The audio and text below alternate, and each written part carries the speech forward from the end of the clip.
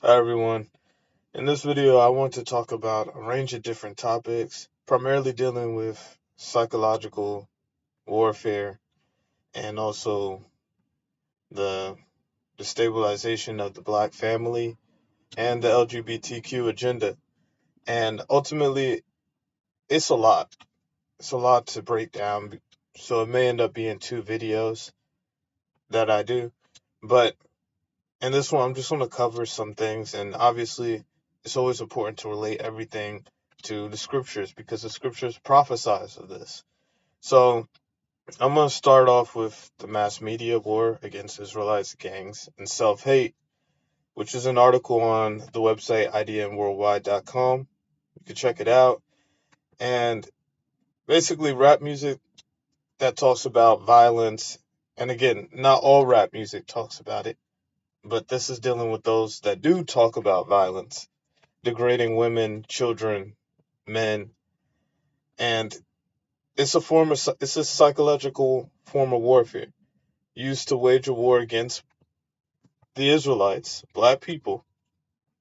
And war may sound like a strong language, but this is a mental strategy against the Israelites. The war is physical, but also a psychological operation to devalue the people, lower their morals, corrupt the mind, make evil look cool, make them fight against each other.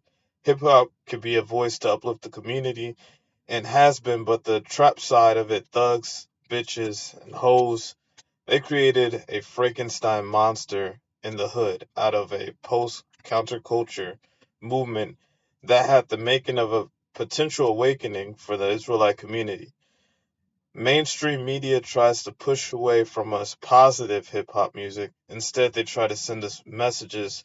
They try to send messages to us that they say, screw the future and live fast, even if it means dying young. It is self-destructive to Israelites. Now, I'm going to juxtapose this with an interview that was done on The Breakfast Club, where a man, I may not be pronouncing it right, Liar Cohen, who is an Ashkenaz. He's an Ashkenazi. And as I said, we talked about this in one of the previous videos about who is Ashkenaz in Genesis 10 as being a descendant of Japheth, who are the Gentiles. And it talks about how Japheth has, for since the time of the captivity, has been constantly oppressing us, taking advantage of us, manipulating us, and so forth. So I'm going to show you an interview that he did on The Breakfast Club, and it really puts things into perspective. But being a So with crackhead that said, wasn't would cool you? back And right now they're I don't know asking what's. him regarding the question of being a record executive who, is in charge of one of the biggest rap music labels. Why is he signing hip hop artists that promote drugs and violence and so forth? And this is his response. I don't know what's this opioid thing, man. Is But being a so with crackhead that said, wasn't would cool you back then. Being a what? crackhead wasn't cool. Now they seem like they're making it cool to be drinking lean and syrup and It's to the be on most these dangerous. pills. It's the Perks most and dangerous mollies and- thing that's facing our society. Are you So why sign an artist that would promote that? Because I already answered that question. You weren't paying attention. She asked me talent or issues, and I said talent. But I have to. I can't give up on people. But I'm saying that's hypocritical, though. You're saying the it's opioid problem's a problem. opportunistic. Yeah, I got people to feed. So he just admitted it. He just said, yeah, it's hypocritical. They know what they're doing, but I'm just I got a business to run. You're gonna make Dame Dash take this clip and call you a culture vulture. Who's Dame Dash? You brought him up. I don't even know him. So you bring his name up. I don't even know him. So Y'all made a lot of money together. Made a lot of Come money. on, Leo. Don't do that to him. I don't know him. I really don't. So, I don't know what to tell you. So again, this man right here, leading Def Jam. And then after Def Jam, took leadership role at Warner Music Group. But the point is that when it comes to these music labels and the entertainment industry, you start seeing the people on top. You may see people like Sean Combs, also known as Puffy, and just other people that it's like, wow, it looks like they're in control. They have their own record label and stuff, but you have to be making a certain amount of money for the system. There's no I did it. With the system, when you're working with the beast, as it talks about even in Revelations, they think as one. The minute you start becoming independent, you're gone. You're killed, you're sent to prison, you disappear. That's that. Now, I want to also connect this to Bible verses. So let's take a look at a verse. So you see in Zechariah chapter 1, verse 21, it says, Then said I, what come these to do? And he spake, saying, These are the horns which have scattered Judah, so that no man did lift up his head. But these are come to fray them, to cast out the horns of the Gentiles which lifted up their horn over the land of Judah, to scatter it. Right?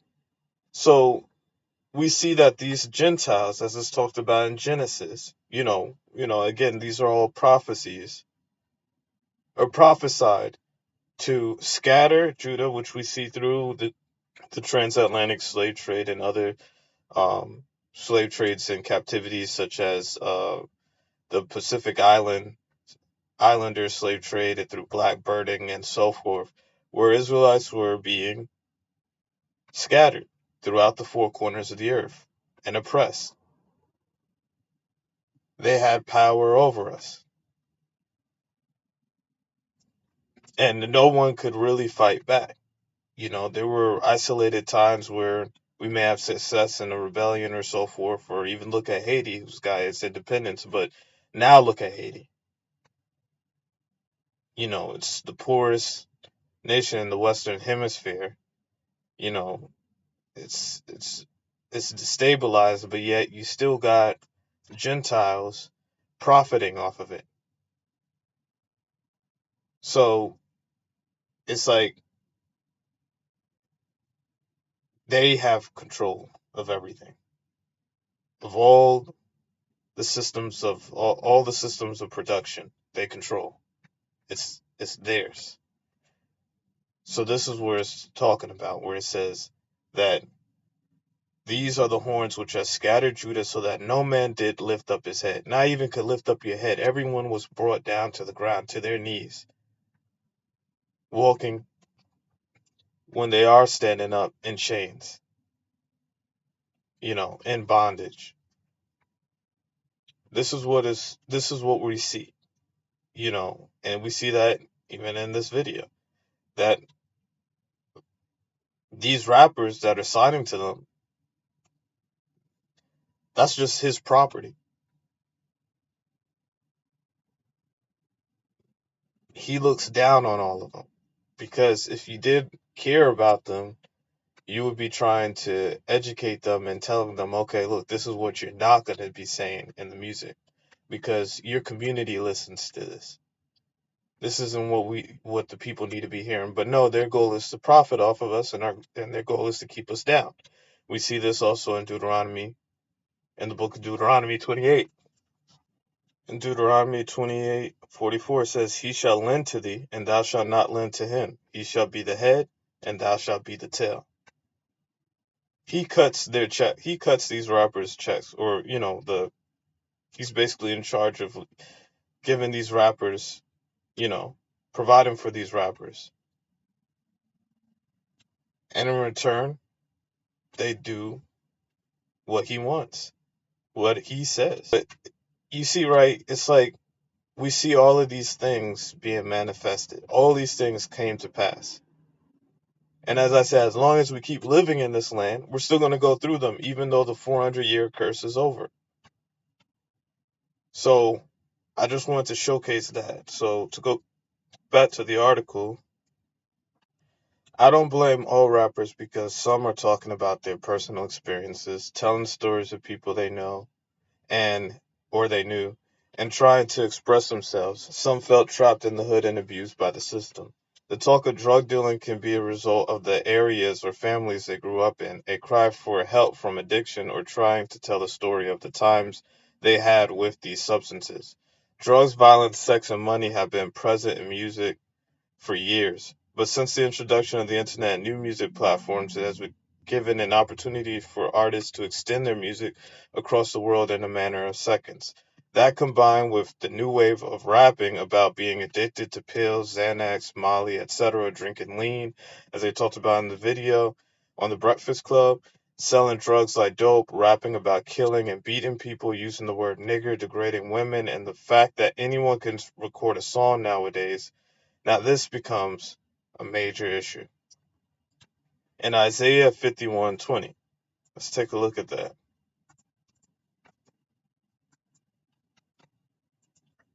Thy sons have fainted. They lie at the head of all the streets. As a wild bull in a net, they are full of the fury of Yah, the rebuke of our Elohim. Think about that. Let's also take a look at another verse in Isaiah.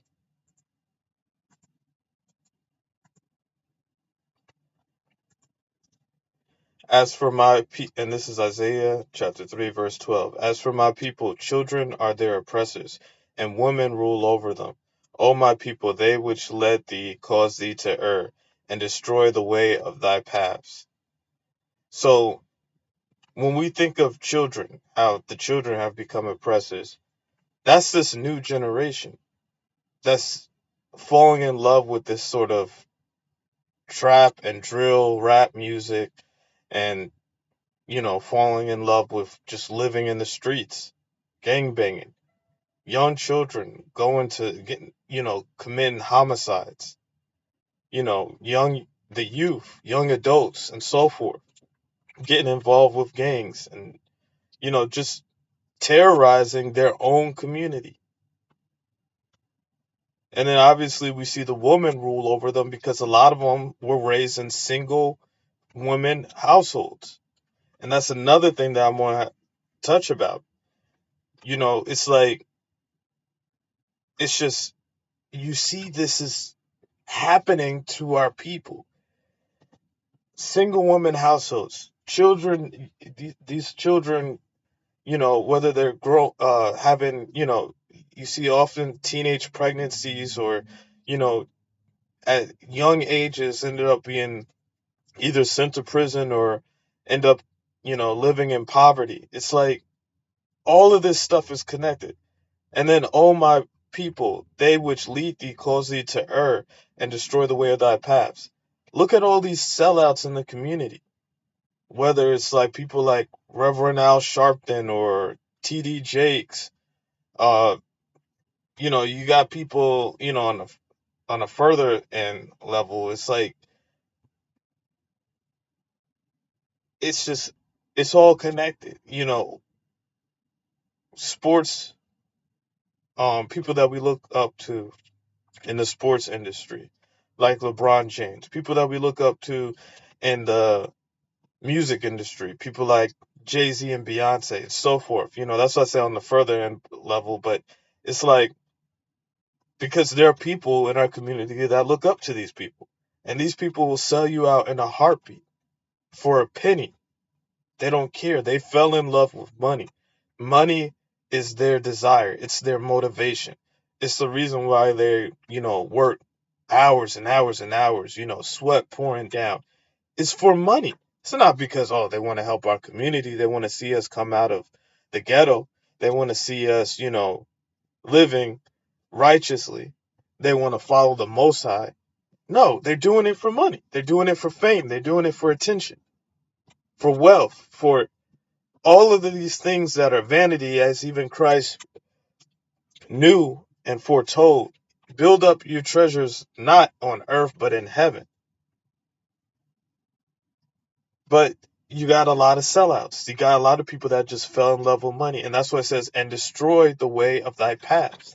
Because they're, us seeing them, looking up to them, we follow their model. Because we think, oh, because they're rich, they're successful, then we follow their path. And it's leading us to destruction. Going here. Thy sons have fainted, they lie at the head of all the streets.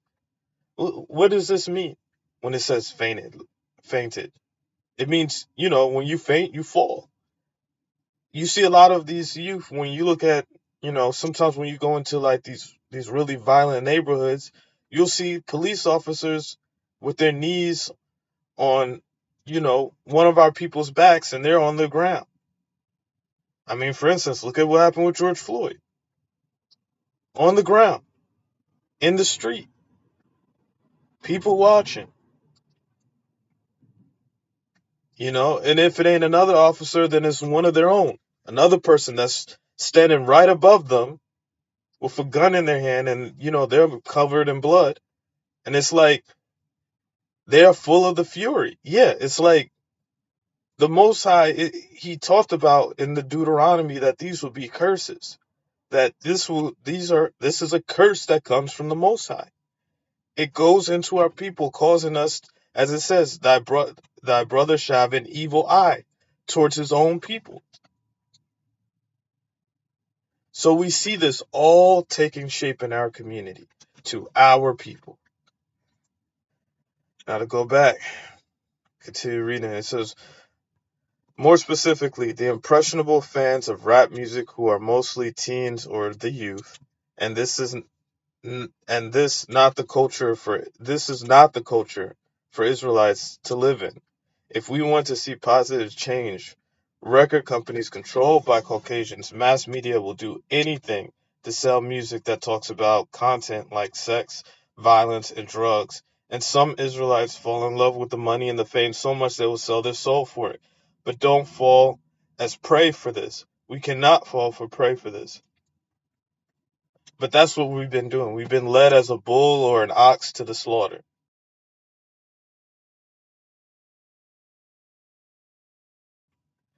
These Caucasian institutions and Israelite coons that tried to sell out their communities have been perfecting their music with mellifluous soundtrack and catchy words.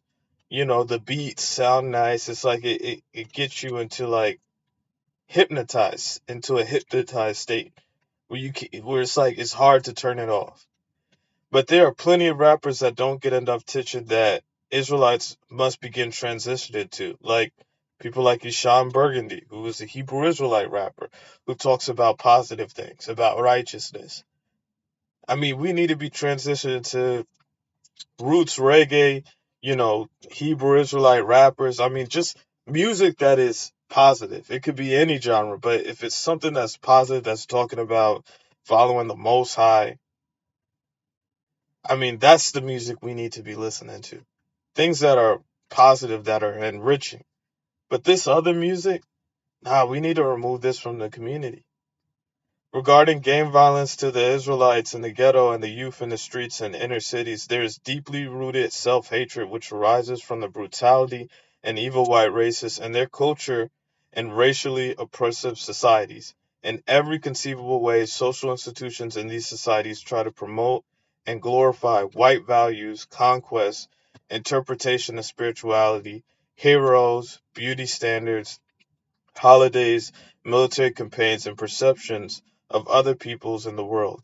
These same social institutions cast so-called black people as inferior, uncultured, unattractive, unsuccessful, and subhuman species. We see this. I mean, when you look at the movies, whenever there's a movie about biblical figures, they're always portrayed as white. If it's any movie about any grand civilization, they're basically always white. When it's a movie, even in Egypt, come on now, this is Africa. The movie Gods of Egypt. Then you had the movie that was about the Exodus. It's like they had another one about Noah's Ark. It's just all the time, it's always portraying a certain group.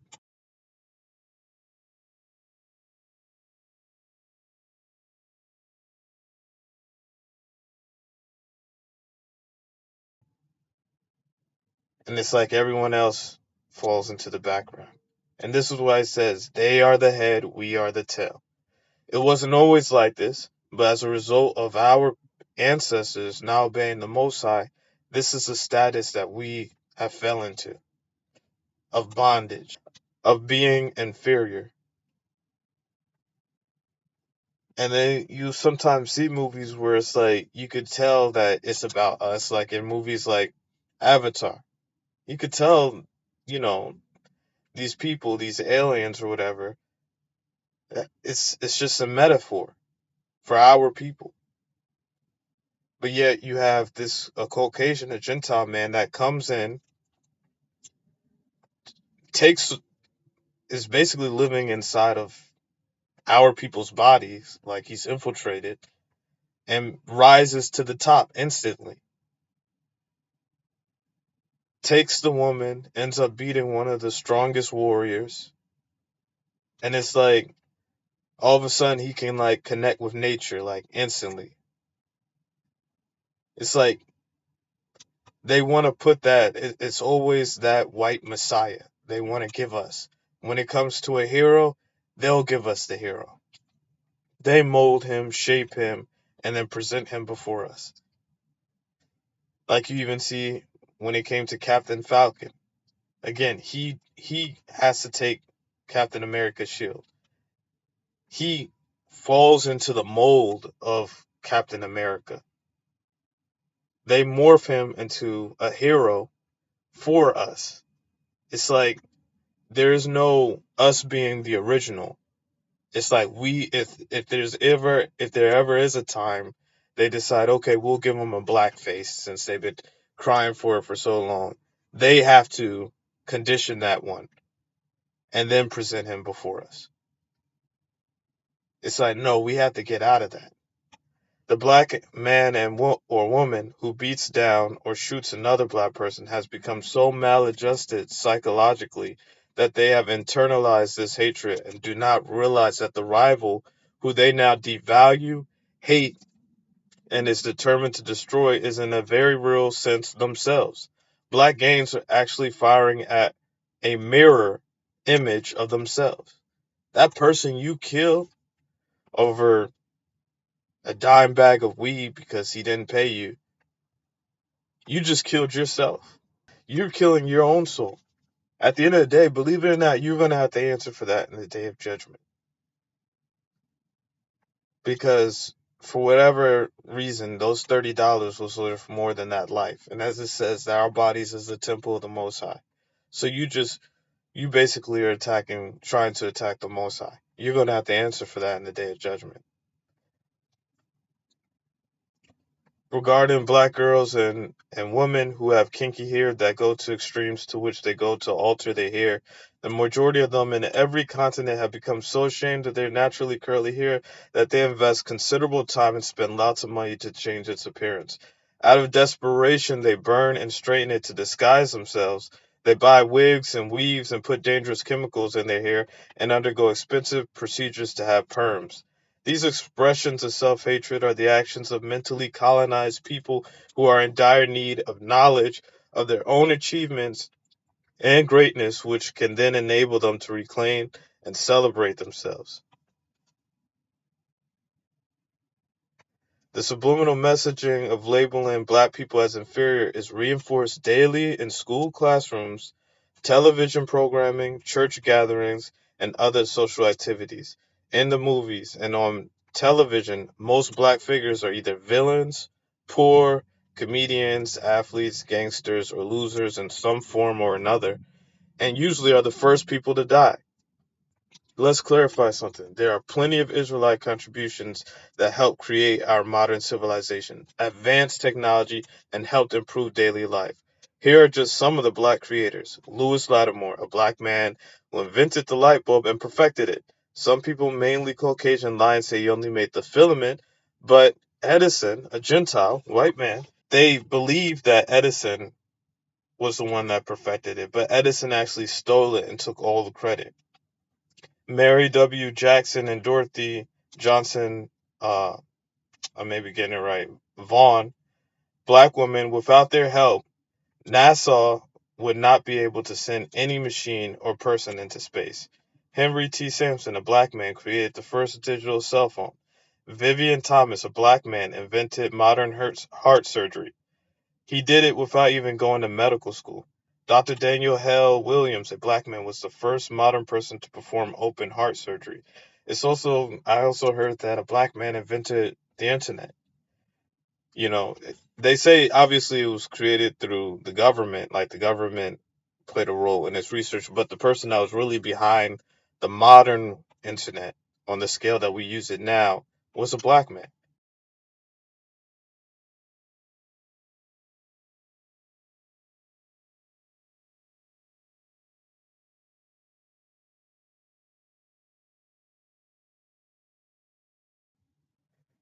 So you have all these great pioneers, but we don't really hear about them.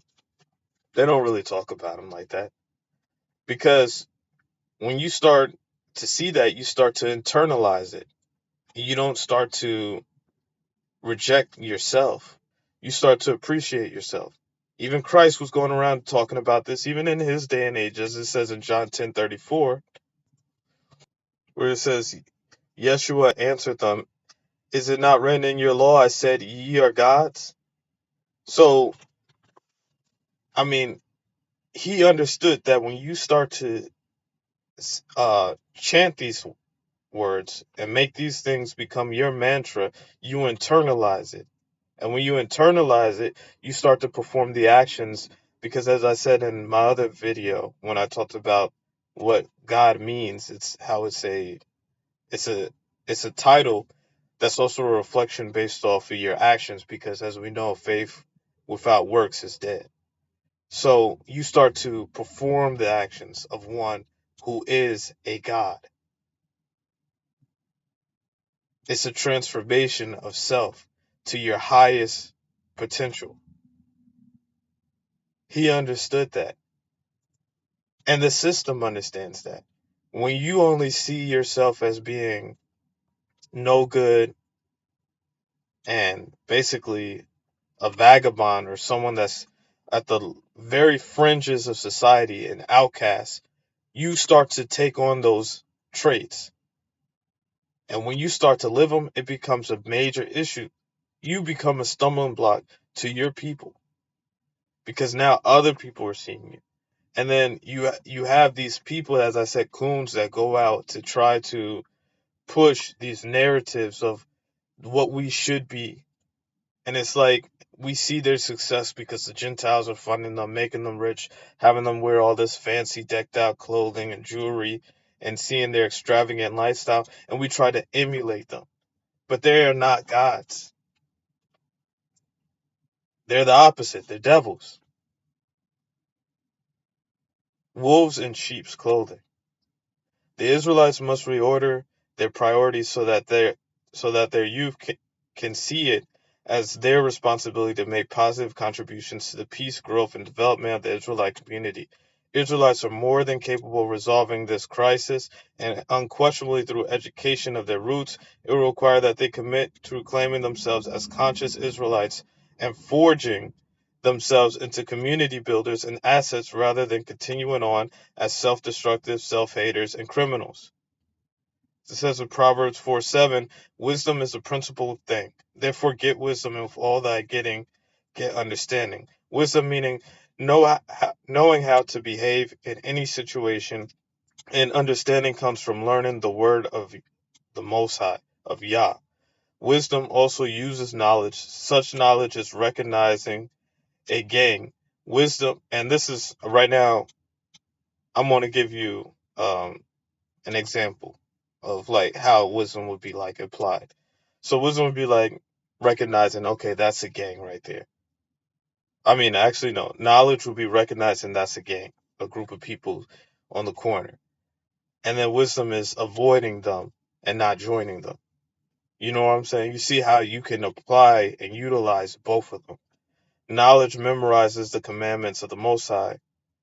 Yah. Wisdom obeys them. The 400-year curse is over. So is the cycle of hate and violence against ourselves. It's time to end that.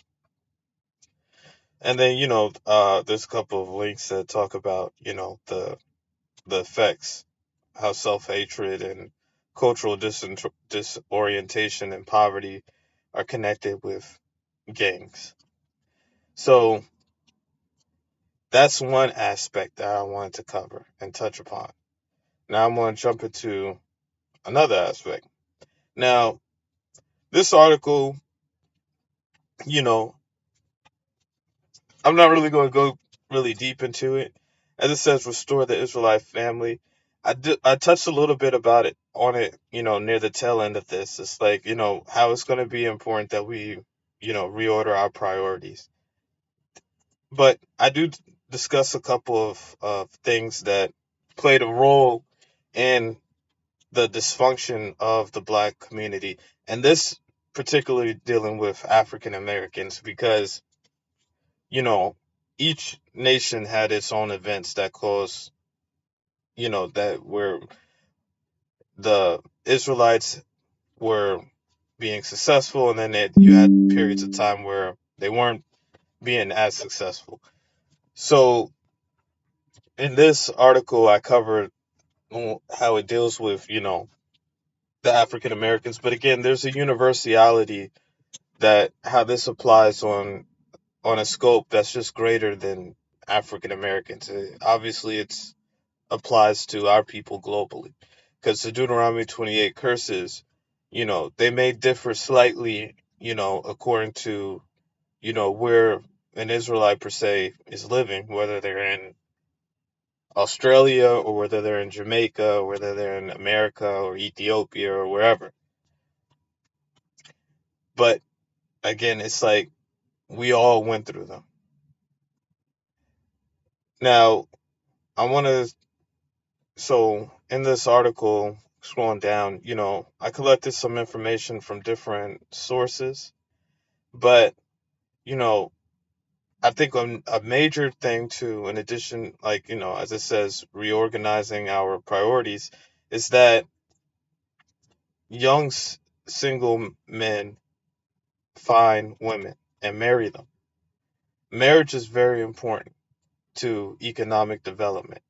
It even talks about in the scriptures in Proverbs 18:22, whoso findeth a wife findeth a good thing and obtaineth favor of the Most High. It's a blessing to be married. As it talks about how the woman will rule over them, these children, it's like they're being raised in single family households. Not to say you don't have men that are, single family households that are raised by men, and it's, the father only, and there's no mother there, and he's raising the children. You know, yeah, I understand you have single father households as well, but I'm just saying, ultimately, I'm sure they're not doing that great either. You do have some that obviously, are not all of them are poor, but the thing is that when we are divided, there's less safety. If something ever happens, especially if you have a single household raised by a single mom, and someone comes in to attack the family, and it's just the mom and her two young children, where's the protector at? It's like we can accomplish so much more if we have more strong relationships within our community.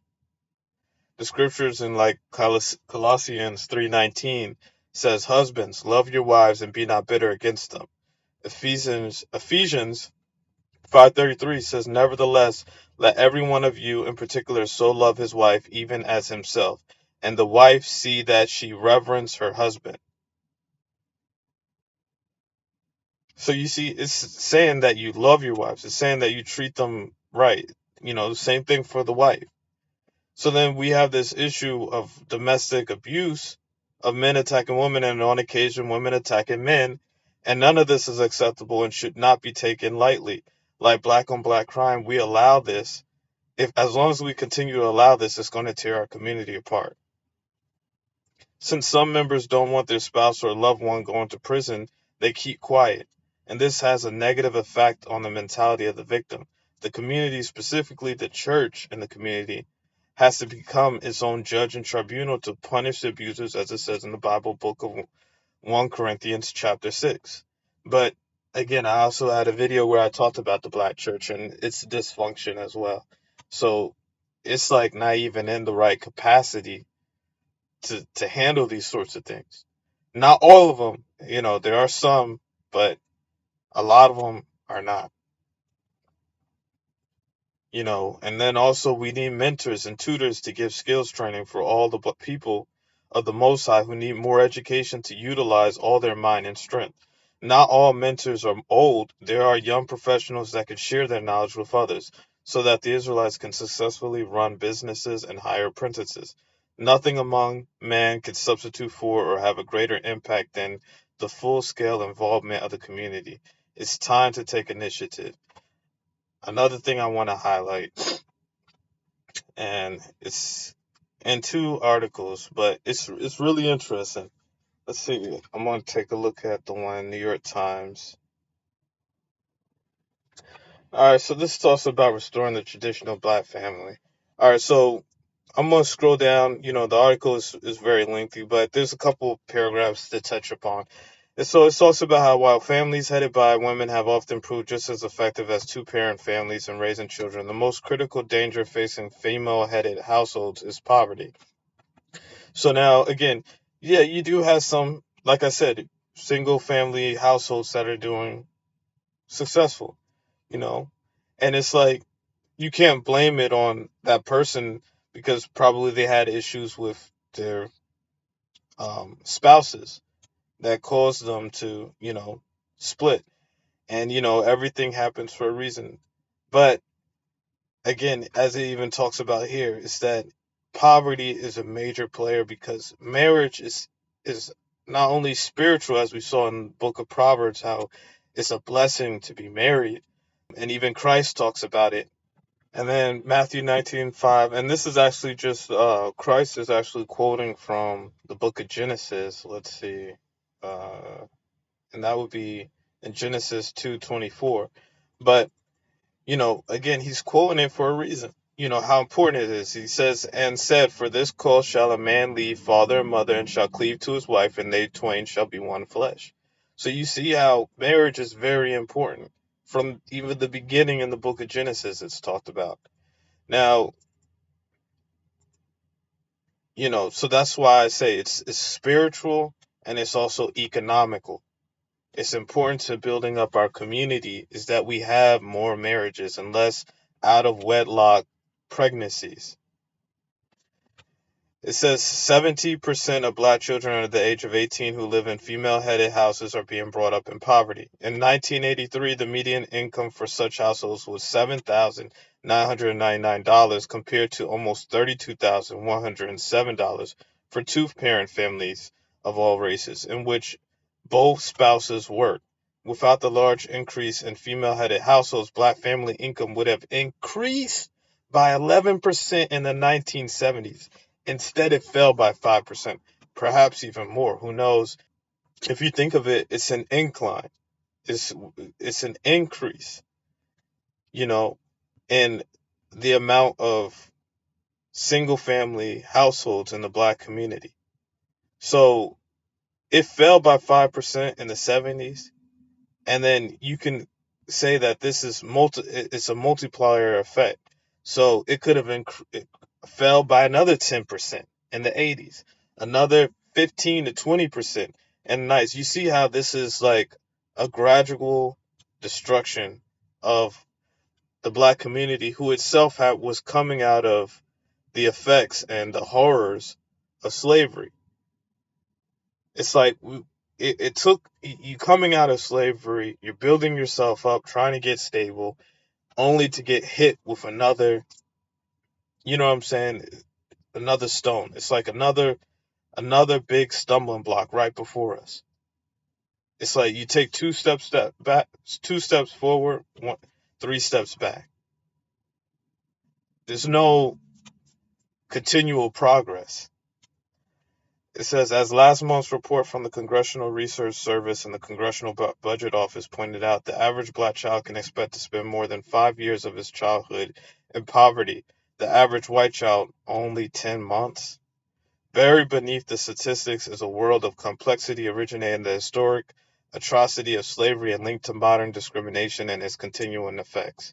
What has obscured the problem is its delicacy and its uniqueness. The black family has been an issue in search of leadership. Discussion of problems in the black family has been qualitatively different from debates on voting rights or job discrimination. Now, let's see if we scroll down. Today, when nearly half of all black children are being raised in poverty, further delay is unthinkable. Blacks themselves have been stunned by recent disclosures of the extent of the growth of poor, alienated, female-headed households. The phenomenon is outside personal experience of many black adults. Many have overcome deep poverty and discrimination only because of the protection and care of stable tradition and extended families. As recently as the early 1960s, 75% of black households were husband and wife families. Wow, think about that. So you see this from like the mid 60s forward, there's a great falling off. So what's going on? They're saying that it's so complex, and obviously when you start looking at things in terms of calculus and all these economic formulas, yeah, things do become complex. But we can also look at things spiritually, and then also just using common sense. Let's look at that time period. But let's see if there's any other. So we know something really started kicking off. What happened in the period of the early 60s to cause this falling off to happen? But let's also keep looking and see if there's any other things that stand out. Indeed, the evidence suggests that most slaves grew up in. All right, wait. Let's scroll down. Scroll up. The figure represents remarkable continuity. It is about the same as those reported in census records from the late 19th century. Indeed, the evidence suggests that most slaves grew up in two-parent families reinforced by ties to large extended families. The sharp rise in female-headed households involves mostly those with young children and began in the mid-1960s. The phenomenon, while by no means a trend that permeates the entire black community, affects a significant portion of young people today, many of whom are separate economically, culturally, and socially from the black mainstream. They have been raised in the worst of the rapidly deteriorating ghettos of the 60s, 70s, and 80s in cities and neighborhoods that lost first the white and then the black middle and working class. Drugs, crime, and pimps took over many of the old communities. Blacks remaining were often trapped and isolated, cut off from the values of the black working poor and middle class, where husbands often worked two jobs, wives returned to work almost immediately after childbirth, and extended families of independent kin are still more prevalent than among whites. So let's see. All right.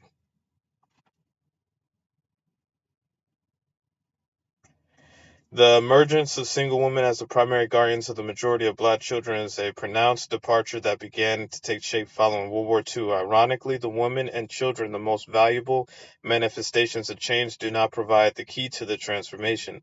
The breakdown begins with the working class black men whose loss of function in the post-World War II economy has led directly to their loss of function in the family. This is interesting because, like I said, key words. We know that a lot of jobs started becoming specialized after World War II. Meaning, for instance, like in Detroit, when I believe it's the iron industry, one of the industry, you had the auto industry, and then you also had iron and steel factories that they started to change, whether the businesses and factories start to relocate or they start to require more specialized labor force that required a higher education. You see how all these things are connected in all these areas. When these things start happening and you start having people moving out of the communities, the neighborhoods slowly start deteriorating. Another major thing too that's just as big as this is not talked about, because again, they always like to put it on themselves, because when you think about who controlled these factories, it was white people. Now, on another level, when we're not looking at it from just, farming and low level, um, low skilled jobs and labor force, there's another thing that can play a role into this. Let's look at when segregation ended and when integration started. So integration gets its start around, well, the first one happened in 1957. So we could see late 1950s, and then as it says, civil rights is enacted in 1964. So in the period between late 50s to early 60s, integration starts, segregation ends. What do you know? The black community starts to fall apart, as we see scrolling up here in the 70s. And it even talks about how, like, in the mid 60s, let's see where that's at. Scroll down.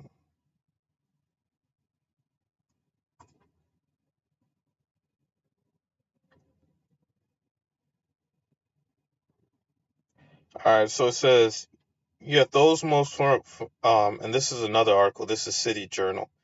So it says, because I'm trying to discuss, trying to hit the main point of when this really started to, when it's a gradual decline, but you also have watershed moments where it's like, things really hit the fan. So it says, yet those most familiar with what was called the Negro problem were getting nervous. About half of all blacks had moved into the middle class by the mid 60s, but now progress seemed to be stalling.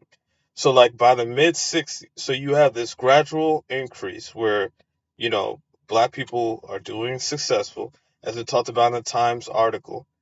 And then when you get to like the mid 60s, everything starts to stall.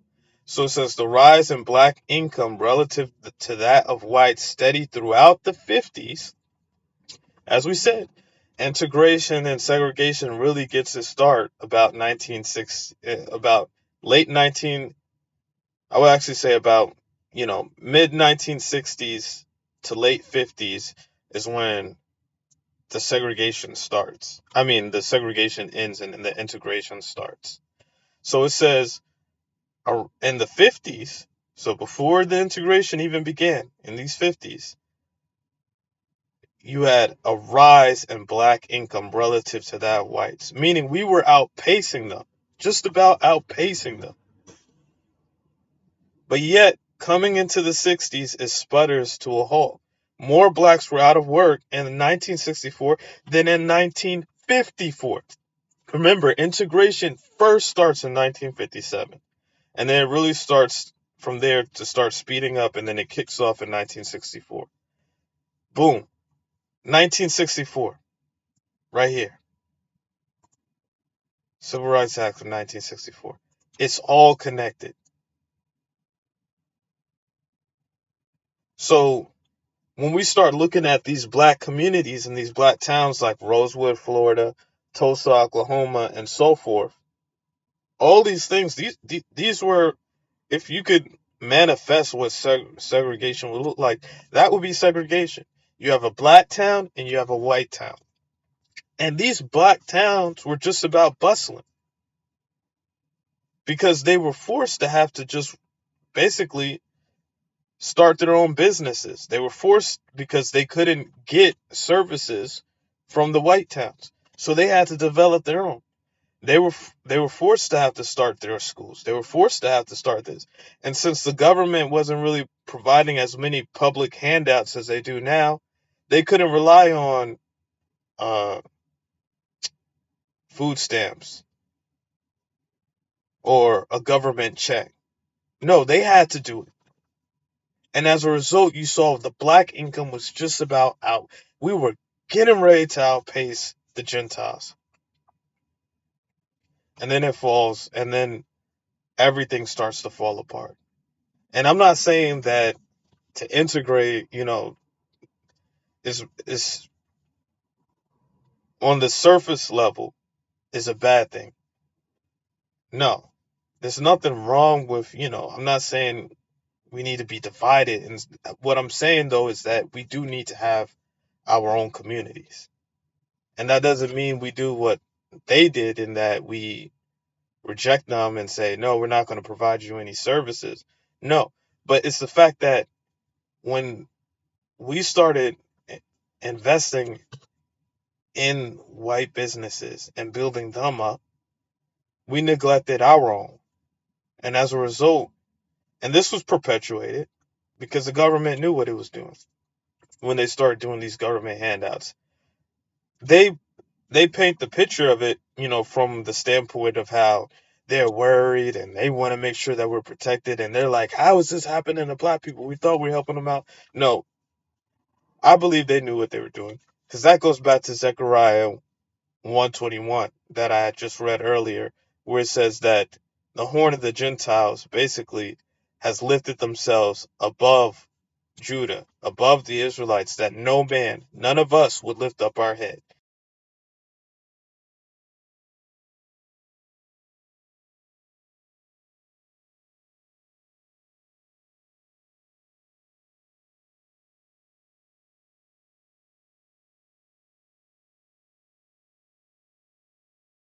So everything they do, when they have all these government social scientists with all these big charts, they knew what they're doing. They're like, wait, hold on. We have Jim Crow. We have, these basically terrorist organizations that we're secretly supporting to keep the black man, to keep the Israelites from raising up. But yet they're just about outpacing us. Nah, something has to change. Maybe we need to implement this another tool, another resource that will go ahead and keep them from rising up. And guess what they did? And I'm not taking anything away from John F. Kennedy. I think his actions were noble in what he did. But I do believe that the government had other plans, and their goal was to distort it and use it as a weapon to prevent Israelites from becoming independent and self-sufficient. So when we look at places like Tulsa, Oklahoma, it gets very deep, because we hear about how Tulsa was destroyed, but very few people talk about how Tulsa was later rebuilt. Example, Black Wall Street in Tulsa, Oklahoma was burnt to the ground. What most people don't know is that the black people of that community went to the courts, went to the Oklahoma Supreme Court, it went to the U.S. Supreme Court, and guess what? They won most of the cases against the whites of Oklahoma. And guess what they did? They built Black Wall Street, Greenwood, back better than before it was burnt down. Nobody talks about that. A lot of people don't know that, right? I've been out there with them. I've marched through the streets with that community. I've been out there to celebrate it with the brothers and sisters out there. Guess what destroyed it? What? Integration. When we psychologically made a decision that what was in a white store was better than what was in a black store. I'll give you a good example. So that really, I hope, helps explain a lot of what was happening to our people. And the scriptures does talk about how we are ultimately going to become the head again. It does talk about it.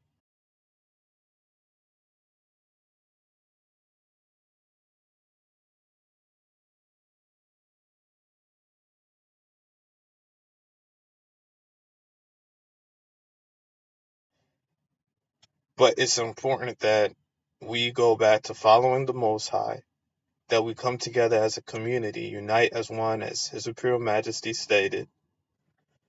So we see here where His Imperial Majesty is quoted as saying, organize and centralize and come as one in unity, when he is speaking to the Rastafarian community. And that is the truth. We also see this in Joel too, where it even talks about, blow ye the trumpet in Zion and sound an alarm in my holy mountain. Let all the inhabitants of the land tremble, for the day of the Most High cometh, for it is nigh at hand. And just to scroll down a little bit further,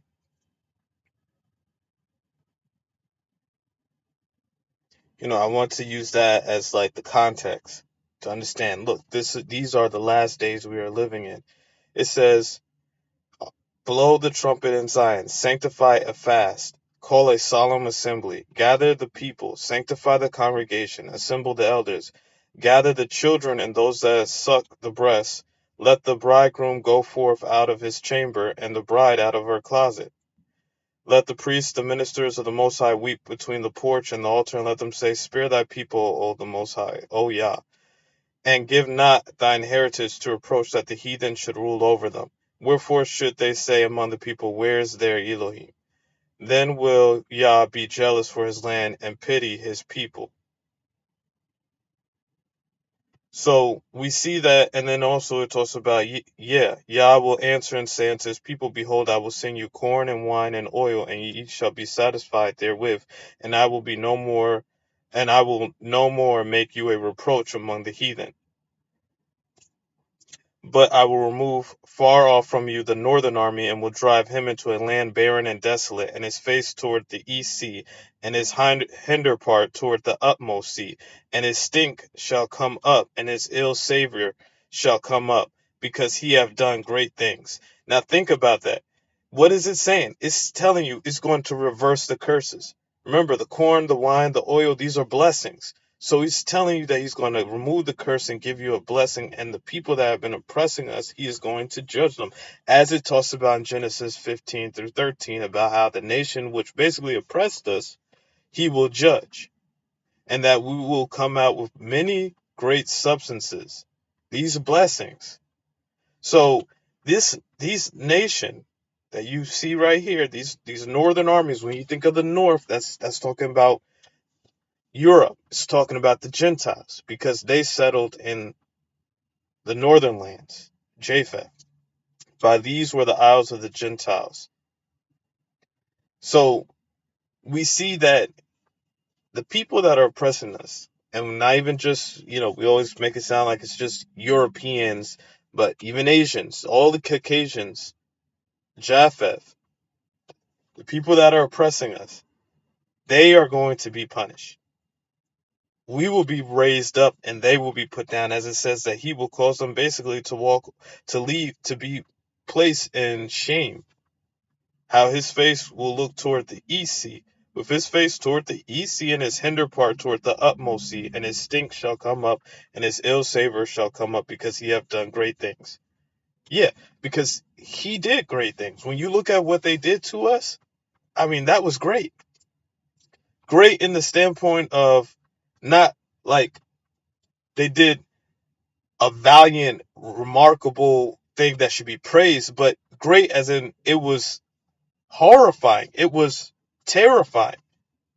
It was complete wickedness. Yeah, it was great atrocities they had committed. But that's why it says, Fear not, O land, be glad and rejoice, for the Most High will do great things. Because he is going to bless us. He is going to save us. And he's going to, like it talks about in Revelations, how the harlot will drink the cup of the wrath of the Most High. She is going to see that suffering that she's put on the Israelites. Guess what? They are going to be punished for all of that. All that iniquity is going to fall upon their own head. But as we see right here, it requires a trumpet to be blown. Why is it saying a trumpet? Well, that's because when you hear a trumpet, then you know it's like, get up. It's time for you to get up. That's the alarm. Sound the alarm. That's what I do through these videos. That's what I'm doing through when I talk about how the people, it's time for us to gather together. That's blowing the trumpet. It literally says, gather the people. So when we see some Hebrew Israelites talking about how they want to stay here in Babylon, to me that don't add up, because I don't know what version of the Bible they're reading, or if they've bothered reading Revelations, where it says, Revelations 18:4, I urge them, or if you go ever before them, to ask them this question: what does this mean? Revelations 18:4, and I heard another voice from heaven saying, Come out of her, my people, that ye be not partakers of her sins, and that ye receive not of her plagues. So You're fine being here in Babylon to receive plagues then, right? Then that's you. And it's a shame that, because it's like these people have a lot of influence, because as I talked about, a lot of them are being backed by the government. When I talked about the COINTELPRO and how One West camps were created by a man named Abba Bivens, who came from the Ethiopian World Federation. And I believe that when we really look at what One West camp is doing, it's really being backed by the United States government as a counter-revolutionary movement to keep our people from awakening. It's like they only give you half-truths, which is what Satan does. He'll give you a half-truth, something that will make you basically follow him. And then you're stuck. And this is what it talks about here in the scriptures.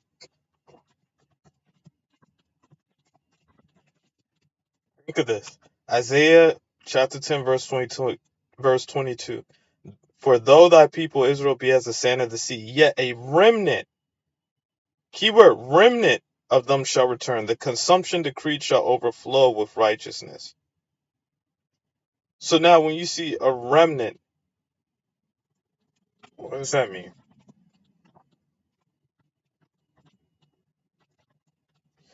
Small remaining quantity of something. See, that's how much of a hoodwink they did on our people, to make them believe that Ethiopia is not the Holy Land, to make them believe that they're fine where they're at right now. They need to wait for a giant sign in the sky to appear. But if you notice, when you really think of it, when it says that the sign does appear, it says how the nations will weep. So it's almost telling you at that point, it's almost too late, because why would the people be weeping if they see the sign in the sky? They should be lifting up their hands, just giving thanks. Like, oh, thank you, Creator, thank you, Savior. No, it's not going to work like that. The salvation is personal. It's not going to be some sort of giant wonder in the sky that's going to... It ain't going to work like that, because the Bible even talks about when Christ, when he talks about how like there will be one person that will be in the field, or two people in the field, and then one person will, and then that one person will be gone. There'll be two people laying in the bed, and then one person will be gone and the other person will be there. It's like, when you really start to analyze it using logic and common sense, he's really painting the picture as in, it's not going to be something that's going to be a huge thing that is everyone is going to accept it, as in immediately. Like, oh wow, people are talking about going to Ethiopia, the Holy Land, to repatriate, to come out of her, come out of Babylon, and to rebuild their kingdom and to build up a community. Nah, I'm not going. But my girlfriend is going. Or my son is going there. But I'm just going to stay here. Really, when you start to analyze it, that's how it is. It's not saying when that one person's gone, the other person starts panicking like, oh, did he disappear? Where is he? Like, freaking out. No, that person is just going back, living his day-to-day life. We're working. Oh, one of our co-workers left? Okay. I wonder when they're going to hire somebody else. That's the way you really look at it, when you, like, really use common sense. As it says right here, Matthew 24. Let's see. Actually, let's look at the entire context of the verse, because, I like to, our people, we need to see things sometimes to believe, as Timothy had to see the wound in Christ in Yehoshua's hands to believe that he had actually been resurrected. So let's actually read it.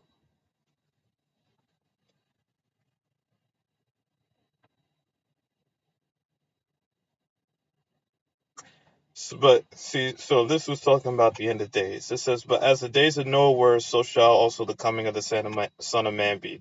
For as in the days that were before the flood, they were eating and drinking, marrying and giving in marriage, until the day that Noah entered into the ark, and knew not until the flood came and took them all away. So shall also the coming of the Son of Man be. So think about it. So now when we go back where it says, and then shall appear the sign of the Son of Man in heaven, and then shall all the tribes of the earth mourn, and they shall see the Son of Man coming in the clouds of heaven with power and great glory. See, when people look at this, it's like they jump, and they also jump here, and it says, and he shall send his angels with a great sound of a trumpet, and they shall gather together his elect from the four winds, from one end of heaven to the other. They like to jump on this. They think, oh, okay, yeah, because I confess Yehoshua as my Lord and Savior, I'm going to be counted. I hope and pray that I'm counted worthy, and I'll just be abducted, or not abducted, but I'll be teleported to a safe haven. But they're not looking at the part where it says, but as the days of Noah were, so shall also the coming of the Son of Man be. For as in the days that were before the flood, they were eating and drinking, marrying and giving in marriage, until the day that Noah entered into the ark, and knew not until the flood came and took them all away. So shall also the coming of the Son of Man be. It's telling you that it's not going to be, oh, he appears, and now it's like, okay, now we know it's time to go. No, when he appears, it's telling you then the people start mourning. Then they're in sorrow, because it's like, wow, had we have known. So it's telling you that it's not going to be how a lot of modern day churches like to paint the picture of it. No, it's telling you, because like it even says in Revelations, which comes after Matthew, the last book, come out of her, my people. This directly connects with this verse right here. He's already told you, come out of her, my people. And we know, if we look at Genesis, it tells you the amount of time that his people will be in the land, 400 years, Genesis 15:13. Genesis 15, chapter 15, verse 13, he said unto Abram, know of a surety that thy seed shall be a stranger in a land that is not theirs, and shall serve them, and shall afflict them 400 years. He gives you a time period. Slaves arrive from 1619 to 2019, 400 years. So he already gave you plenty of signs already. Because the minute 2019 happens, COVID-19 virus happens, which is a plague. It's a virus. A virus is a plague. It killed millions of people, including Israelites were killed. As it says, you will be partakers of our sins, that you be not partakers of our sins. So basically, you're going to be partaking in the suffering if you're still here. So when you say, oh, well, we didn't get a sign, you got plenty of signs.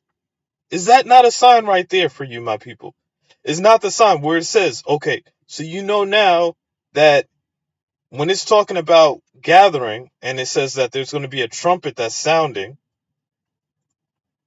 is that not what this angel is doing when it says, and I heard another voice from heaven saying, come out of her, my people, that you be not partakers of our sin, and that you receive not of our plagues? But the modern church, the way they painted it is that you're literally going to be walking outside to a grocery store, and you're going to hear a loud shout from the sky saying, come out of her, my people. They made everything into like a Hollywood scenery sort of setting, where you see a giant meteor coming down from the sky, and then now everybody, like in that movie Greenland, or that other movie, I believe it's 2012, where it's like everyone is like, now it's like, okay, wow, now we just got the sign, a heads up. No, it's not going to work like that, because literally he gives you the sign. The word is literally our trumpet, or it's really the voice. The trumpet is when now another man is uttering it. The vibrations now is entering into your ears, because like it says, faith comes through hearing. So now you're having a trumpet. Remember, the Bible, even in Ezekiel, tells Ezekiel to be a watchman, to blow the trumpet to warn the people. I'm doing this right now for you, people. I'm telling you, the signs are already there. That's why even Christ says, a wicked and a perverse generation seeketh out their sign, but no sign shall be given unto it except the sign of Jonah. It's like you keep wondering all these things to happen. Look, all of this stuff is already events happening right now. So that's that, you know. it's like it really does get people. It really does get you animated, because it's like my people, as scriptures talk about, died from lack of knowledge, from ignorance. But at the same time, the shepherds also had a part to play, as I talked about again in that video where I talk about the black churches and the mentality that our people have. And it's like, yeah.